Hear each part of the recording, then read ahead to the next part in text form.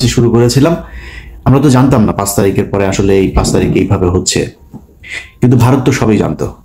তারা তাদের মতো করে সুন্দর করে তাদের প্ল্যান বি তে কে কে থাকবে, আসিফ নজরুল সহ কারা কারা এখানে প্রথম আলোর যে পুরো গংটা এরা কি করবে, এই জিনিসগুলো তারা জানতো, ওইভাবে সেট আপ করেছিল।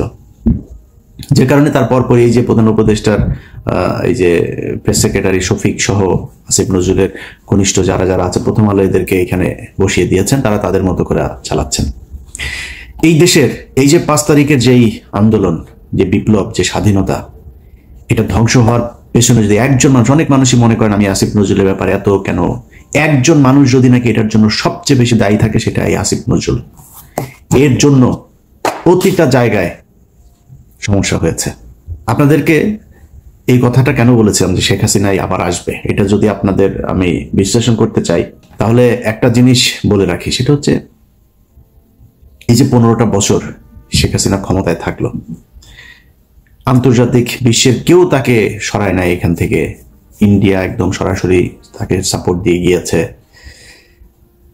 কিন্তু আন্তর্জাতিক বিশ্বের অন্যান্য দেশগুলোকে যে এই ব্ল্যাঙ্ক সাপোর্ট দিয়ে রাখা সম্ভব হলো কেন? কিসের জন্য করা হয়েছিল? কিসের জন্য হাসিনাকে কেউ সরাইতে পারে নাই? আন্তর্জাতিক বিশ্ব থেকেও কোনো চাপ কেন আসে নাই? এর একমাত্র কারণ, বাংলাদেশকে সবাইকে বোঝানো হয়েছিল যে এই দেশটা হচ্ছে একটা জঙ্গি রাষ্ট্র। তারেক রহমান, খালেদা জিয়া এরা হচ্ছে জঙ্গিদের মূল হোতা। এরা এদের কারণে, এদের যদি ক্ষমতায় যায় তাহলে এই দেশ আবার জঙ্গি হয়ে যাবে, অথবা আওয়ামী লীগকেই রাখতে হবে। একমাত্র এই কারণে শেখ হাসিনাকে 15 বছর রাখা গেল। আচ্ছা, সেইখানে এই আন্তর্জাতিক পুরো বিশ্বটাকে কারা এই ন্যারেটিভটা দাঁড় করাইলো? দাঁড় করাইলো হচ্ছে ভারত। আর কাদের উপরে চাপাইলো? আলেম সমাজ, বিএনপি, জামাত, তাদের উপরে। তার মানে প্রধান যে বিষয়টা 15 বছর যেই কারণে হাসিনা ক্ষমতায় থাকতে পারলো সেটা হচ্ছে এই যে আমাদের দেশকে জঙ্গি রাষ্ট্র তৈরি করার যেটা, সেটা। এটার সাথে একটা বড় অংশ কে ছিল? প্রথম আলো। যদি এটা হয়ে থাকে যে ইন্ডিয়ার কারণে আমরা 15 বছর আসতে পারি নাই, তাহলে আমাদের প্রধান কাজ ছিল এই স্বাধীনতার পরপর ইন্ডিয়ার ব্যাপারে পদক্ষেপ নেওয়া। কোনো পদক্ষেপ নেওয়া হয়েছিল? ভারতের সাথে কে কত পারে ঘষাঘষি করার জন্য সবাই চেষ্টা করলো। আমাদের প্রধান শত্রুকে আপনি পাশে রেখে তারপরে দেশ চালাবেন, দেশে আবার অস্থিতিশীল পরিস্থিতি আসবেন, আবারও হাসিনা আসবে না, হাসিনা এসে আবারও 15 বছর না 1500 বছর বাংলাদেশ শাসন করবে না, ভারতের সাথে একসাথে হয়ে যাবে না, এর কোনো গ্যারান্টি দিতে পারবেন? তাহলে করেন নাই কেন? প্রথম আলো যে কিনা সরাসরি, আমি নিজে আমার এখানে আমি 21শে আগস্ট বিডিআর হত্যাকাণ্ড থেকে শুরু করে বিভিন্ন জায়গায় দেখাইলাম যে প্রথম আলো কিভাবে কিভাবে এই কাজগুলো করেছে। অথচ মির্জা ফখরুল ইসলাম আলমগীর সোজা যায় সেখানে করলো কি?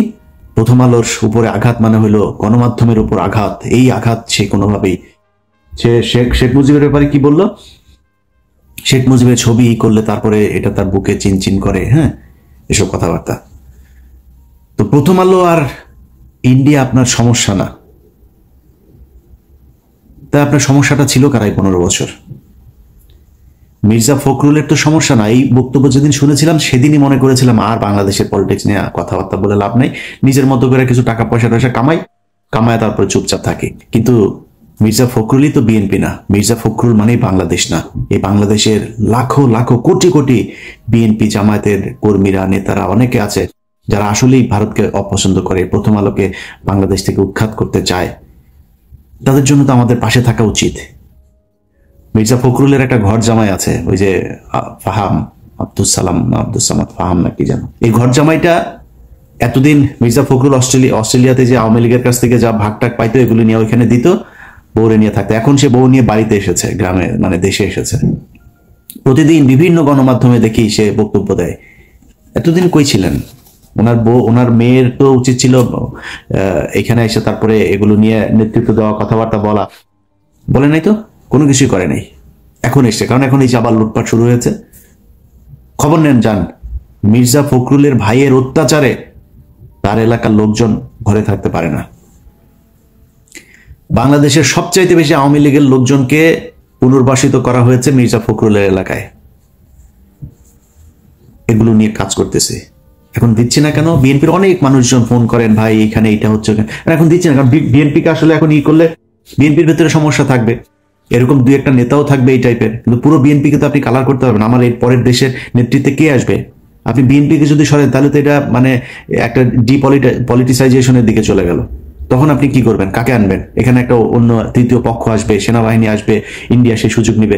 সো আমার সেকেন্ড চয়েস হচ্ছে বিএনপি। অতএব এই কারণে বিএনপির বিষয় নিয়ে বিএনপি চাঁদাবাজি করে, এই করে সেই করে, নানান অভিযোগ। আমি বলে বিএনপি নিয়ে কোনো কথা বলা যাবে না। বিএনপিকে নিয়ে বলার সময় আছে, অবশ্যই বিএনপিকে নিয়ে কথা বলা হবে, কিন্তু এখন না। যে কারণে এগুলো নিয়ে কথা বলি না। কিন্তু মির্জা ফখরুলরা এই কাজগুলো করছে। এখন মির্জা ফখরুলের তো কোনো সমস্যা হবে না। মির্জা ফখরুল তো আওয়ামী লীগের সাথে মিলেমিশে 15 বছর খুব শান্তিতে ছিল। সে একদিন এক ইয়েতে ক্যাবিনে ছিল, মানে আটক হয়েছিল, আটক হলে তারা নিয়ে সুদূর করে 5 স্টার হোটেলে পর্যন্ত রাখা হইতো। মির্জা ফখরুল সহ কয়েকজন বিএনপি নেতা আছে, সবাই না কয়েকজন, এদেরকে রাখা হইতো, খুব আরামে রাখা হইতো। তো এই লোকগুলিকে আপনার ওই ক্যাবিনে রাখার পরে একদিন সে একজন বিএনপির, নাম বললাম না, বিএনপির এক নেতার সাথে সে বলছিল যে খালেদা জিয়ার কথা বলছে, এই মহিলার কারণে, মহিলার মাথায় সমস্যা আছে, এই মহিলার কারণে এখন আমার এই জেলে আসতে হইলো। মানে একটা কর্মসূচি দিয়েছিল খালেদা জিয়া, এটা 2000 ধরেন কত সাল, 20 সাল বা তার বা মানে জেলখানায় যাওয়ার আগের, আমার ঠিক সময়টা মনে নেই, জেলখানায় যাওয়ার আগের ওই সময়টাতে এটা বলেছিল। আচ্ছা, এখন মির্জা ফখরুলের তো সমস্যা নেই, এবং মির্জা ফখরুল এই দেশের এই আওয়ামী লীগের যে চিন্তা চেতনা, সে দেখবেন ছাত্রদল, যুবদল, বিএনপির লোকজনের সাথে তার যে আচরণ, আওয়ামী লীগের ক্ষেত্রে তার আচরণ দেখবেন চেঞ্জ। বিএনপির সাথে প্রচন্ড কর্কশে, গায়ে হাত তুলতে যায়, চর মারে, ধাক্কা মারে। বিএনপির লোকজনের কথাবার্তা শুনলেই মনে হয় তার গায়ে আগুন ধরা যায়। এই জেনুইন একটা আওয়ামী লীগের। তো এদের কথা শুনে যদি আমরা কথা বলা বন্ধ করে দিই তাহলে তো সমস্যা। আপনি আওয়ামী লীগের এই যে সজীব ওয়াজেদ জয় সহ আওয়ামী লীগের যেসব ফেসবুক পেজ, টুইটার এগুলো আছে, এগুলোতে আপনি যান, গেলে দেখবেন তাদের মূল কাজ হচ্ছে বাংলাদেশকে জঙ্গি রাষ্ট্র হিসেবে প্রতিষ্ঠা করা। ইংলিশে আপনার ট্রান্সলেট করে তারপরে বাংলাদেশের বিভিন্ন ঘটনাকে তারা পৃথিবীর কাছে মিথ্যা সত্য মিলায় তারপরে এগুলো ছড়াচ্ছে। তো এই যে কাজগুলো আওয়ামী লীগ করছে, তাদের মূল টার্গেট বাংলাদেশকে এই জঙ্গিবাদ এটার ইয়ে করা। আচ্ছা, এখন আমাদের উচিত ছিল কি? প্রথম উচিত ছিল যে যারা এগুলো করেছে তাদের বিচার করা। এই যে এই ভারত এবং আওয়ামী লীগ এগুলো করেছে, এটার ব্যাপারে শক্ত অবস্থান নেওয়া। আমরা সেই ভারতকে বসায় রাখলাম। আমরা যেই প্রথম আলো কিনা সারা দুনিয়া, প্রথম আলো, ডেইলি স্টার সারা দুনিয়াতে এইটারে আপনার ছড়াই দিল। প্রথম আলো করে বাংলায়, ডেইলি স্টার করে ইংলিশে, সারা দুনিয়া এটা চললো। তাদের পাশে গিয়ে আপনি বসলেন, তাদেরকে বাঁচাইতে চাইলেন। তো আপনি একবারও চিন্তা করলেন না যে এদেরকে রেখে এরা যদি নাকি এই প্রথম আলোই তারেক রহমানকে খাম্বা তারেক বানিয়েছে, এই প্রথম আলোই তারেক রহমান খালেদা জিয়াকে জঙ্গিদের প্রশ্রয়দাতা, আশ্রয়দাতা বানিয়েছে, মনে নেই আপনার? এই বিচারটা তো করা দরকার ছিল। আমি বাংলাদেশে যদি নেই কোনো জঙ্গি থাকে, অবশ্যই তার বিচার চাই। বাংলাদেশ ইসলামী শরিয়া ভিত্তিক চলুক, আমি এটা চাই না। মানে আপনি আমরা যাই মনে করেন তাই মনে করেন, আমি এটা চাই না। বাংলাদেশ ইসলামী শরিয়া ভিত্তিক চলার মতো ওই অবস্থা আমাদের নাই, আমরা সেই জায়গায় যাইতে পারিনি। যদি কেউ পারেন, ওই মাইক নিয়ে ওয়াজের মাহফিলে গলা না ফাটায়া একটা গাড়ি বানায় দেখেন। আমি ওই জায়গায় এখন যাইতে চাই না। যে কারণে কেউ যদি এখন আবার বিশৃঙ্খলা তৈরি করার চেষ্টা করে, আমি মনে করি বিএনপি আগে যেইভাবে সেই শায়েখ আব্দুর রহমান থেকে শুরু করে বাংলা ভাইদেরকে যেইভাবে শায়েস্তা করেছে, এইবারও সেটাই করুক। জঙ্গিবাদকে মাথাচাড়া দিতে দেওয়া যাবে না। কিন্তু জঙ্গিবাদ বলে কি বাংলাদেশে আসলে কিছু আছে? সেটা প্রমাণ করা দরকার ছিল এই সরকারে আসার পরপরই। বিচারগুলো তাড়াতাড়ি শেষ করে যে এই ঘটনাটা আসলে যেভাবে নাটক সাজানো হয়েছিল, এইটা এইভাবে নাটক সাজানো হয়েছিল, এই নাটক সাজিয়ে এইভাবে ভারত এবং আওয়ামী লীগ মিলে তোমাদেরকে ভুল বুঝিয়েছে, আসলে বাস্তব চিত্রটা এটাই। এর মাঝখানেও যদি আলেমদের ভিতরে কেউ জঙ্গি কর্মকাণ্ডে যদি থেকে থাকে, আমি তাদের বিচার চাই। বাট বাদবাকি যারা, তাদেরকে তো ছাড়া দরকার। সেইটা না করে আপনি তাদেরকে জেলখানায় রাখলেন, আর যারা এটা করলো তাদেরকে আপনি আশ্রয় প্রশ্রয় দিলেন।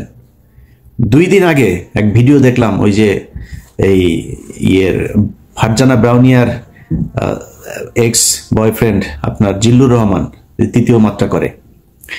এই জিল্লুর রহমান ফারজানা ব্রাউনিয়ার এক্স মানে কত নাম্বার সেটা তো বলা যাবে না, এটা সম্ভবত ওই পার্ট টাইম বয়ফ্রেন্ড ছিল। এই পার্ট টাইম বয়ফ্রেন্ড বলছেন যে ঈদের পরে এই দেশে আবার জঙ্গি হামলা হবে। আমার হাতে একটা সিক্রেট রিপোর্ট যেখানে দেখা যাচ্ছে যে ঈদের পরে বাংলাদেশের রাজনৈতিক পরিস্থিতি অত্যন্ত অস্থির হয়ে উঠবে। এক ধরনের জঙ্গি তৎপরতা গত কিছুদিন ধরে আমরা এই আলোচনা শুনছি এবং লক্ষণও দেখা যাচ্ছে, এটা বাড়বার একটা আশঙ্কা আছে। তিনি বলছেন দেশে নাকি কোন এক সাংবাদিক এটার সাথে জড়িত, কোন কোন আলেম নাকি দেশের কে কারা কারা জড়িত, আবার প্রবাসে একজন আছে কোথায় নাকি থাকে, সেও নাকি জড়িত। যে নিষিদ্ধ ঘোষিত কিছু সংগঠন তাদের অন্তত 3 জনকে ক্লিয়ারলি আইডেন্টিফাই করেছে রিপোর্ট। এদের সঙ্গে একজন সাংবাদিকও আইডেন্টিফাই করা গেছে যিনি এইসব তৎপরতার সঙ্গে যুক্ত। তার কাছে একদম পুরো তথ্য খাতা, এইভাবে খাতা 3-4টা পৃষ্ঠা নিয়ে তারপরে তিনি বসেছেন। ওরে বাবারে, তার কাছে সব তথ্য। হ্যাঁ, কিভাবে হামলা হবে, কোথায় কোথায় হবে, সে আগের মতোই নাকি গুরুত্বপূর্ণ জায়গায় কোর্ট টোট এইসব সেইভাবে নাম ধরে ধরে বলছেন। পসিবল থ্রেট লক্ষ্য করা যাচ্ছে, তারা গভর্নমেন্টের বিভিন্ন ইনস্টলেশনে হামলা চালাতে পারে, লোকাল কোর্টস গুলোতে হামলা চালাতে পারে। পরে ধরে নিয়ে ওর পিছন দিয়া ডিম ঢুকে ওরা জিজ্ঞেস করেন যে তুই এই তথ্য কই পাইলি, কই হবে, কারা কারা করবে, তাড়াতাড়ি নামের লিস্ট দে। আমরাও সেটা জানতে চাই, কারা কারা এই দেশে জঙ্গিবাদ এই করতে চায়, তাদের আমরা খুঁজে বার করতে চাই। ওর কাছ থেকে তালিকা নেন, ও কোথায় পেয়েছে এটা। এরা হচ্ছে খুব চিপ রেটের দালাল। এরা বিভিন্ন দেশের গোয়েন্দা সংস্থার কাছ থেকে টাকা পয়সা খায়া তারপরে বাংলাদেশে অস্থিতিশীল পরিস্থিতি তৈরি করতে চায়। ভারত নিশ্চয়ই ওই হয়তো বড় অঙ্কের একটা মোটা অঙ্কের টাকা দিয়েছে। এই টাকা পয়সা নিয়ে সে এখন আবার আগের নেগেটিভ দাঁড় করাইতে চায়, দেশে আবার হামলা হবে ঈদের পরে, মানে জঙ্গি হামলা হবে, এই দেশে প্রচুর জঙ্গি আছে, এদের সাহায্য করো। এত সোজা না ভাই, 5 তারিখ এমনি এমনি আসে নাই। যদি কেউ মনে করেন 5 তারিখ এমনিতেই চলে এসছে, এটা মনে করার কোনো কারণ নাই। আল্লাহ নিজের হাতে ধরে আপনাদেরকে এই গিফট দিয়েছিল। এটা যদি ধরে রাখতে চান তাহলে এটা নার্সিং করতে হবে। এই যে 8টা মাস হইল, এখনো পর্যন্ত বিএনপি জামায়াত সহ বিভিন্ন লোকজন জেলখানায় আছে। জেলখানায় থাকা মানুষগুলিরে এখন পর্যন্ত জেল থেকে বার করতে পারলেন না। রোজাটা করলো তারা জেলখানার ভেতরে, ইফতার কি করে, তার পরিবারের অবস্থা কি, 15 বছরে এই মামলা চালাইতে চালাইতে কি অবস্থা। আরে ভাই, এই জেলখানার মানুষগুলোর এই যে প্রতিদিন তাহাজ্জুদ নামাজ পড়া, আল্লাহর কাছে সাহায্য চাওয়া, দেশের জন্য আল্লাহর কাছে কান্নাকাটি করা, এই জন্য 5 তারিখ এসেছিল। তাদের চোখের পানির দাম দেন নাই, তাদেরকে এখন পর্যন্ত জেলখানায় রাখা তারপরে ক্ষমতায় চলে আসবেন। এত সোজা, এত ইজি আপনি ক্ষমতায় চলে আসবেন। এখনো তারেক রহমান দেশে যাইতে পারে নাই। ক্ষমতা বহু দূরের ব্যাপার। খুব পিরিতি দেখাইছেন না, শেখ হাসিনা দেশে আসবে, শেখ হাসিনা এই আবার ইয়ে করবে, আওয়ামী লীগকে আমরা মাফ করে দিব। তোর কাছে মাপ চাইছে?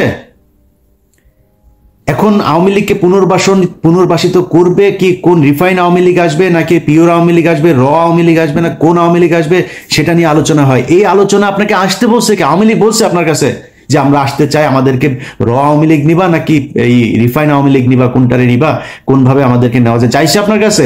এখনো প্রতিদিন হুমকি দেয়, এখনো প্রতিটা দিন বলে যে তারা করবে, চলে আসবে, এদিক দিয়ে আসতেছে, ওদিক দিয়ে আসতেছে, হুঙ্কার দিতে থাকে। আপনি যে তারা মাফ করেন, আপনি যে তারা নিয়ে আলোচনা করতেছেন, সেই আলোচনার কারণটা কি? আওয়ামী লীগ কবে কোন দিন আপনাকে বলছিল যে আপনি আমাদেরকে নেওয়ার ব্যবস্থা করেন, আমরা দেশে একটু ফিরতে চাই, আপনাদের সাথে কথা বলতে চাই, বলেছে নাকি? আমরা আলোচনা করছি।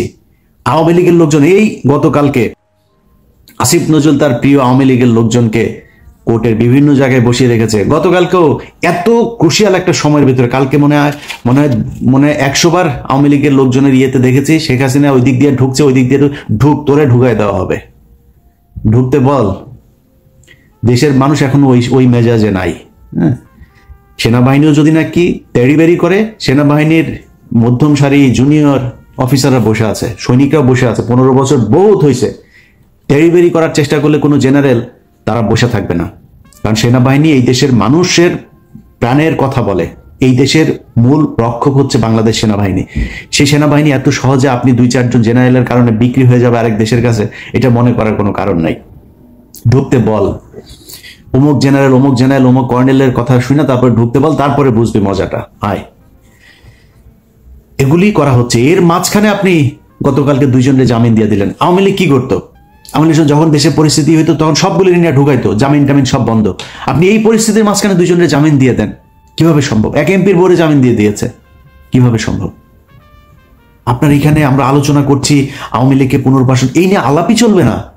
কিসের আওয়ামী লীগ? ওদের বিচার হবে, ওরা রাজনীতি করতে চায় করুক, সমস্যা নাই। আওয়ামী লীগ এদেশে রাজনীতি করবে, আওয়ামী লীগের নাম দিয়ে করুক। কে করবে? কোন ইয়ে আসবে? আমরা চুজ করবো নাকি? আওয়ামী লীগের একদম সর্বোচ্চ নেতা থেকে যত সারা বাংলাদেশের পদস্থ যত আওয়ামী লীগের ছিল সবার খুনের দায় এদের বিচার হবে। বিচারের মুখোমুখি হোক আগে, আমাদের আলোচনা হবে বিচার নিয়ে। আপনি তার পুনর্বাসনের জন্য কথা বলছেন, পুনর্বাসন নিয়ে আপনারা আলোচনা করতে বলছে। এত প্রীতি, এটা তো এই 15 বছরের বাম্বুতে ঠিক হয় নাই এখনো পর্যন্ত। লজ্জা লাগে আওয়ামী লীগের চাই না এটা বলতে। কারণ কি? কারণ হচ্ছে এই যে আওয়ামী লীগের টাকা পয়সা খেয়েছে না, আওয়ামী লীগের সময় বিএনপি নেতার ব্যাংক চলে নাই, গার্মেন্টস চলে নাই, ব্যবসা প্রতিষ্ঠান চলে নাই, চালাইছে তো চালাইছে। যে কারণে এগুলি কি কি লেনদেন হয়েছে এগুলি রেকর্ড তো তাদের কাছে আছে। সেগুলি থাকার কারণে তারা এখন কথা বলতে পারে না। সেগুলি থাকার কারণে আওয়ামী লীগ যেটা শিখাই দেয় ওইটা বলতে হয়। তারেক রহমানের তারা দেশে নিতে চায় না। তো আমরা অনেক কথাবার্তা বলেছি তো গেল বিশেষ করে 5 বছরে। এবার দেশের কোনো খারাপ পরিস্থিতি আসলে আমরা পাশে থাকবো না। কারণ যা দেখলাম এইবার, যাকে যেখানে বসানো হয়েছে সে সেখানে যে লুটপাট করার চেষ্টা করেছে। কেউ এই দেশের কথা চিন্তা করে, এই দেশের মানুষের কথা চিন্তা করে নাই। আপনি ছাত্ররা, আরে বাপ, তোর 100 কোটি টাকার মালিক হলে তুই সেই টাকা কই রাখবে এইটাই তো তুই জানিস না এখনো, সেইটাই শিখিস নাই। তুই টাকার পেছনে দৌড়ানো শুরু করছিস। তোর সাথে যে যারা কিনা মারা গিয়েছে তাদের পরিবারের গুলোর কাছে এখন পর্যন্ত টাকা পয়সা, তার সাহায্য সহযোগিতা, তার পরিবারের পাশে দাঁড়াইতে পারিস নাই। তুই টাকা পয়সা কামানো শুরু করছিস যারে যেখানে বসানো হয়েছে। এই জন্য তো মানুষ, খালি আমি না, মানে আমার চাইতে তো বেশি অবদান এই দেশে যারা রাস্তায় থেকে তারপর মারামারি করেছে, গুলি খেয়েছে, মারা গিয়েছে, অন্ধ হয়েছে, পঙ্গুত্ব বরণ করেছে, এই লোকগুলি আর আসবে না আপনার পাশে। এইভাবেই থাকতে হবে।